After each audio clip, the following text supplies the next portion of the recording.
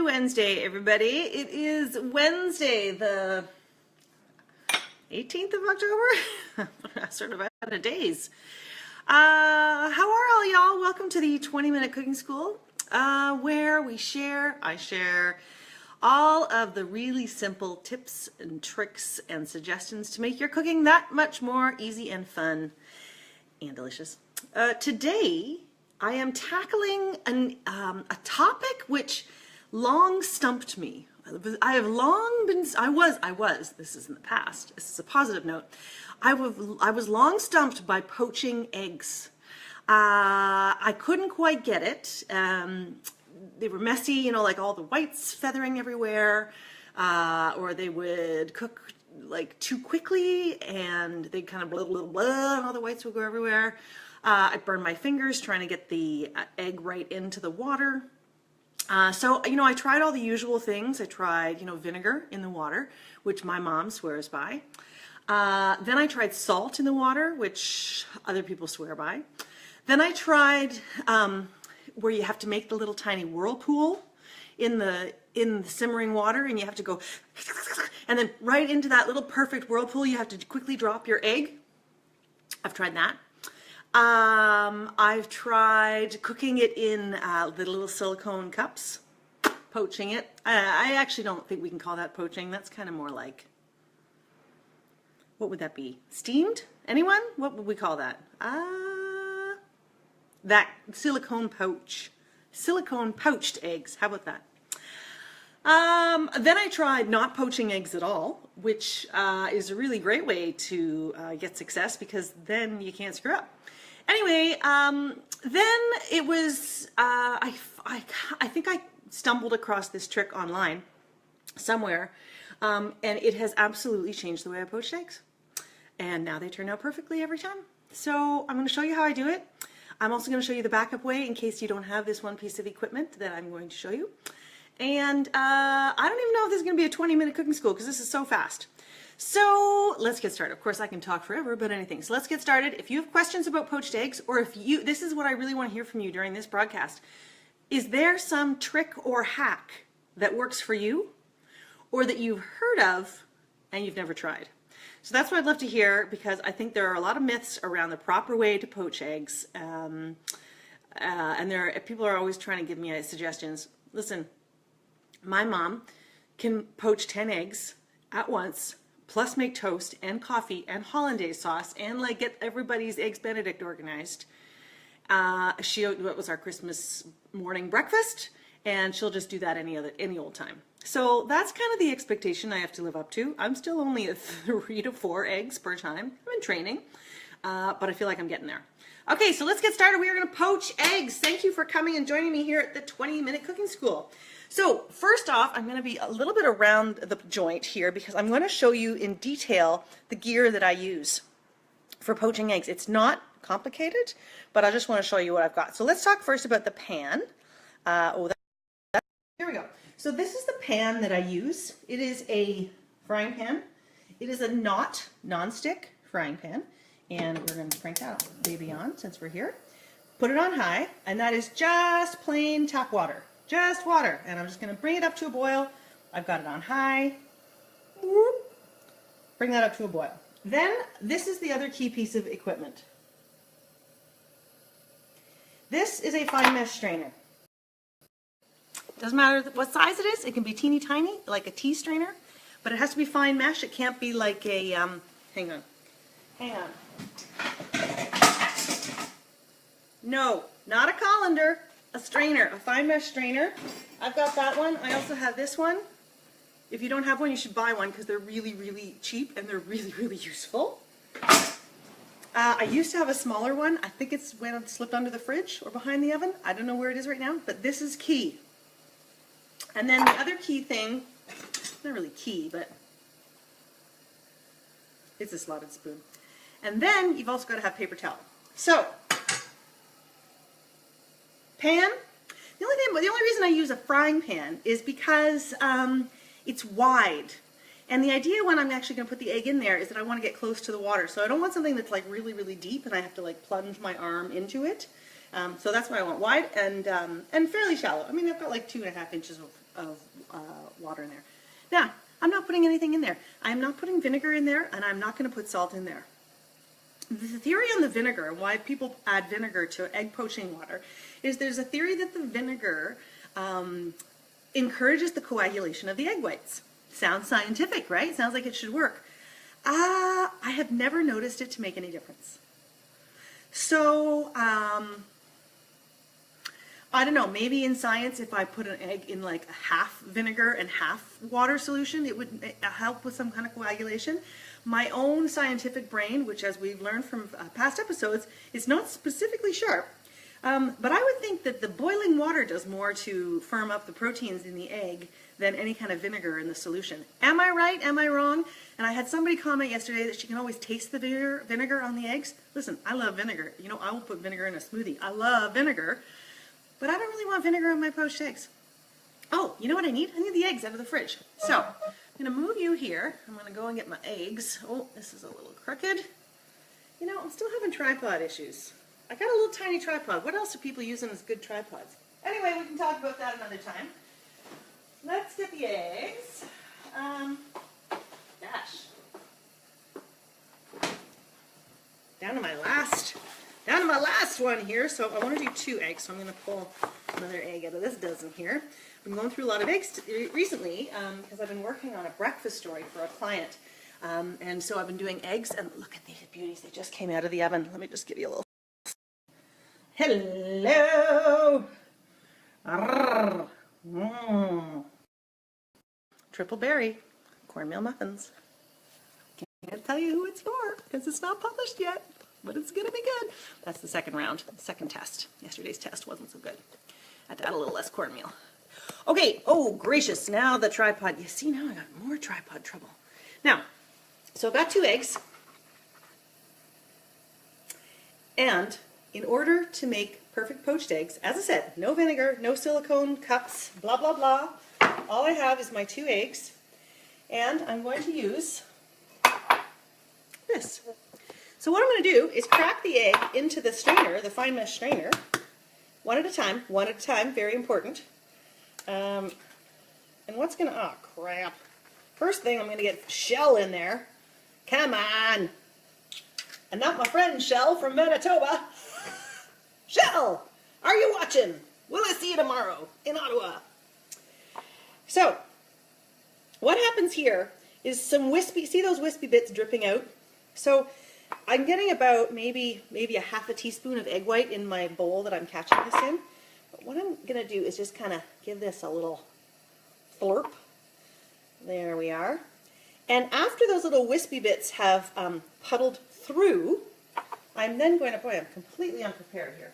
Then I'm going to grab my little bowl and tip Mr. Egg, now drained, into a small bowl. Okay? Okay, so that's egg number 1. Now, I'm going to show you what I do. With egg number 2, I'm not going to strain it, so you're going to see the difference. Now, all of this is to say that when we talk about perfectly poached eggs, in my mind, it's those eggs that you get like at brunch places. You know, they're like perfectly round, and they don't have any of the feathery white bits hanging off of them, which kind of always gross me out. I like the way restaurants poach eggs, and I think this is their secret. So I've got my 1 egg here, which I'm not going to strain. I'm going to put it in the red bowl, and in the green corner we have the strained egg. So, ordinary. I must say, a poached egg, as much as I have resisted cooking them all these years, my favorite thing to eat for breakfast. 1 single slice of excellent quality toast, preferably like a seed or a multigrain, well buttered, well toasted, well buttered, with 1 single soft poached egg on top and tons of salt and pepper. Black coffee, delicious. Breakfast doesn't get any better than that. It's filling, it's satisfying, it doesn't make you feel stuffed, it's not greasy, it takes 5 seconds to make. Delicious. Which one was the strained one? Green. Green is the strained one. Now, the other thing that you hear a lot when we talk about poaching eggs perfectly is the water. Should it be, you know, simmering, quivering, burbling, Should it be as if there's the Loch Ness Monster is roving just 50 feet below the surface? You know what? Here's what I do. I bring it up to a boil, and when it starts looking like this, see?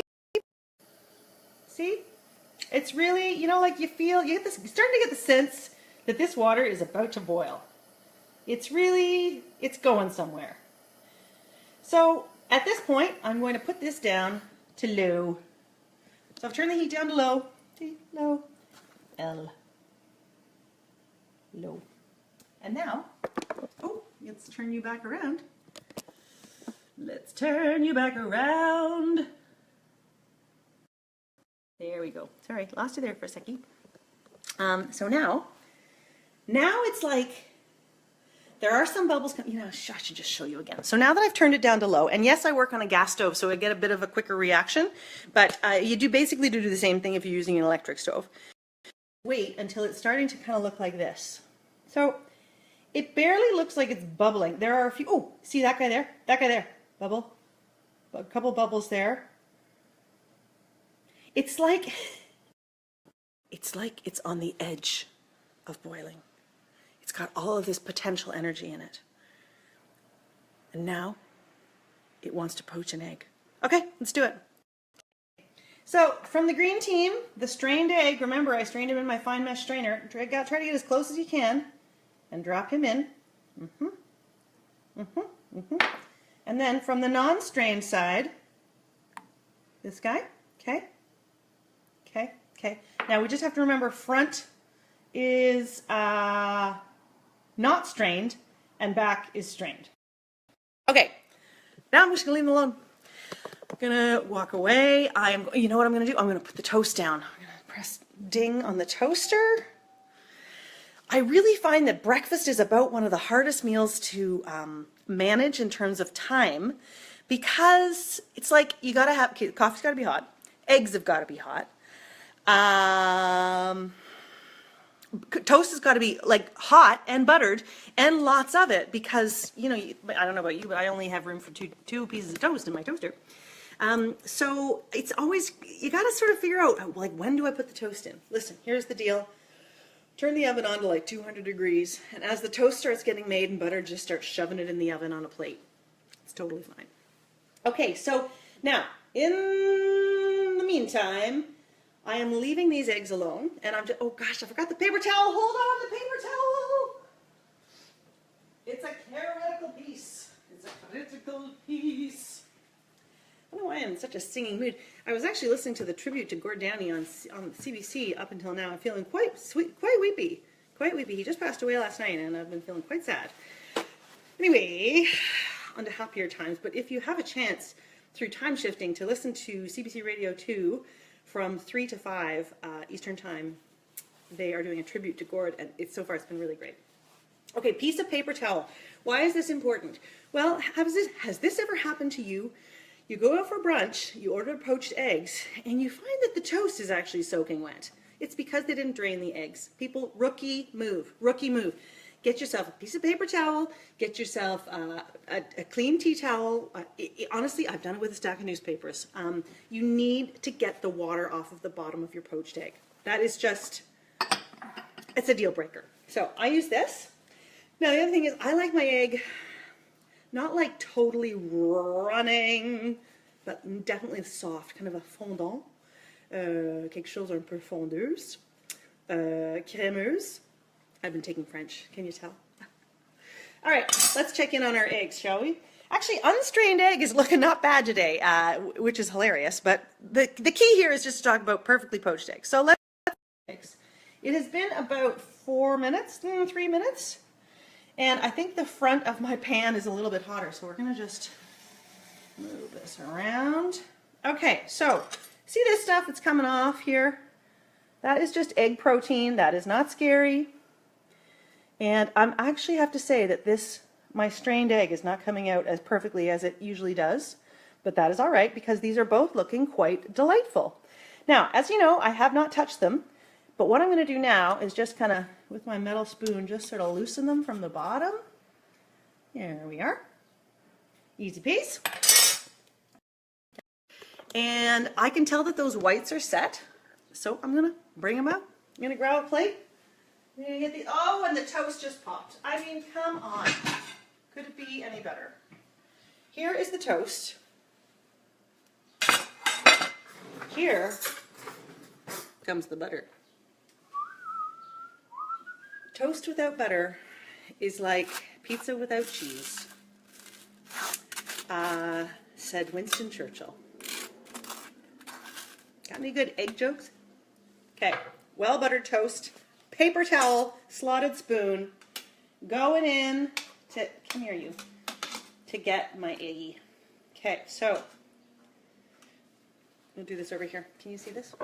Can you see this? So, see, slotted spoon. Actually gonna double. And then because it's slotted, all of the liquid is gonna just, oh, I can feel it. It's getting a little bit warm. It's like a seat warmer in a car. And you, hang on, oh, hang on, let me just see here. Can you see that this guy is just wiggling just a little bit? Oh, it's got the perfect wiggle. Sometimes you can even see a little bit of moisture on top. So I'm gonna get in there and dab. A little dab will do ya. Now this gorgeous egg, I will show him to you. Eep! Oh my goodness. It's like, it's movie star egg! Look at this guy. So, salt. Oh my gosh, perfect. Now, just as a comparison, just to compare, I'm going to show you the unstrained egg. Okay? This is a little bit more like my eggs always used to look, and I would still eat them. Same piece of paper towel. Same. This poor egg is looking very sad. I still love him, though. I still love him. You know what? This would still make a delicious breakfast. I would just maybe throw a piece of cheddar on top of this puppy. Wah, wah. Wah, wah. Compare, and contrast. Yeah. See? And that's really it. That is perfectly poached eggs. I thought it was going to take 5 minutes. It took 17. Of course, an egg isn't perfect until it is, oh gosh, yes. Oh my goodness, yes. Now, of course, the best part about an egg, and this is what we always used to say in the magazine business, you gotta get this shot here. Okay, we got this organized. You know what I'm doing. You know what I'm about to do. We are looking for the shot. You ready? Ready? 3, 2, 1. Oh my goodness. Aren't you just the nicest? Woo! Well, it was great for me. I hope it was good for you. Thanks for tuning in to the 20 Minute Cooking School, where we discuss all things from eggs to recently passed away Canadian icons and everything in between. Can't wait to see you next week. I think I've had a lot of questions recently about garlic and sort of the best ways to mince, chop, slice, peel, get the smell off of your hands with garlic and saute. So I think next week I might do garlic, especially since we're bearing down on Halloween and we're going to need to all eat our garlic to keep them vampires away. In the meantime, thank you so much for joining me. We have poached eggs. If you want more information, you can always visit me at clairetansey.com. Send me an email, sign up for my newsletter. Let me know how you poach your eggs, especially my cousin Anna. If you're watching this, how did Nana teach you to poach eggs? Because she never taught me to poach eggs. Looking forward to seeing you all next week, and I hope you all have a good rest of your day.